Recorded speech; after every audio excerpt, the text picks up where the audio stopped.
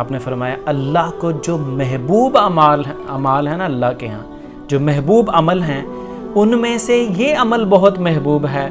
وہ خوشی کہ جو تم اپنے کسی مسلمان بھائی کو دیتے ہو، وہ خوشی جو تم کسی مسلمان بھائی کو دیتے ہو، او تکشف عنہ کربتن، یا اس کی کوئی سختی دور کرتے ہو۔ دیکھیے، غور کیجیے ہمارا رویہ دوسرے مسلمان بھائیوں کی طرف کس طرح سے، اور اللہ کے رسول صلی اللہ علیہ وسلم ہمیں کیا تلقین کرتے ہیں۔ اللہ کو محبوب عمل کون سا ہے؟ وہ مسکراہٹ جو تم اپنے بھائی کو دیتے ہو، اور وہ سختی جو تم اس کے راستے سے دور کرتے ہو، او تقضی عنہ دینا، یا تم اس کا جو قرض ادا کر دیتے ہو، او تطردو عنہ جوعا، یا تم اس کی بھوک مٹا دیتے ہو۔ اور اس حدیث کا اگلا جو جز ہے وہ فکر انگیز ہے، وہ غور کرنے کے قابل ہے اور عمل کرنے کے قابل ہے، اور اس کی فضیلت کتنی ہے سنیے۔ فرمایا وَلَأَنْ أَمْشِيَ مَعَ أَخِي الْمُسْلِمِ فِي حَاجَةٍ،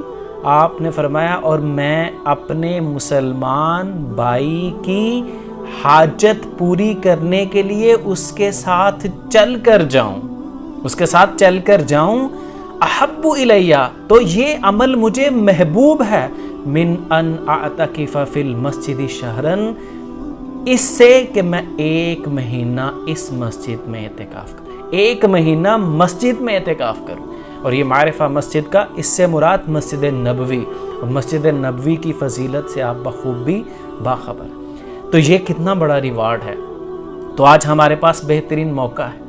کہ ہم نکلیں سیلاب زدہ کی مدد کے لیے، وہ جو بے یار و مددگار ہیں، جو بے گھر ہو چکے ہیں، جن کے مال مویشی ان سے چھن چکے ہیں، ایون کہ جن کے قریبی، بہت قریبی، جن کے بچے ان سے جدا ہو چکے ہیں، جن کی فیملی سپلٹ ہو چکی ہے، اور اس کلیمٹی نے اور آفت نے ان کو ایک دفعہ جھنجھوڑ دیا ہے، اور ان کے صبر کی آزمائش چل رہی ہے۔ تو ہم پر فرض ہے کہ ہم نکلیں ان کی مدد کے لیے، اور ان کے چہروں پہ مسکراہٹ لانے کا سبب بنے، ان کی بھوک مٹانے کا سبب بنے، ان کے لیے چھت کا بندوبست کرنے کا سبب بنے۔ ہم تو خوشیوں میں جی رہے ہیں، ہم تو شاہی زندگی جی رہے ہیں، ایک رائل لائف جی رہے ہیں، اللہ نے ہمیں آسودگی دی ہے، سہولتیں دی ہیں، ناز و نعم میں جی رہے ہیں، تو ہم ان کی پریشانی کو محسوس کریں۔ اگر محسوس کریں گے، ان کو چہرے کی مسکراہٹ دینے کی کوشش کریں گے، تو یقین کیجیے اللہ کے رسول صلی اللہ علیہ وسلم کے فرمان کے مطابق یہ عمل اللہ کو بڑا محبوب ہے۔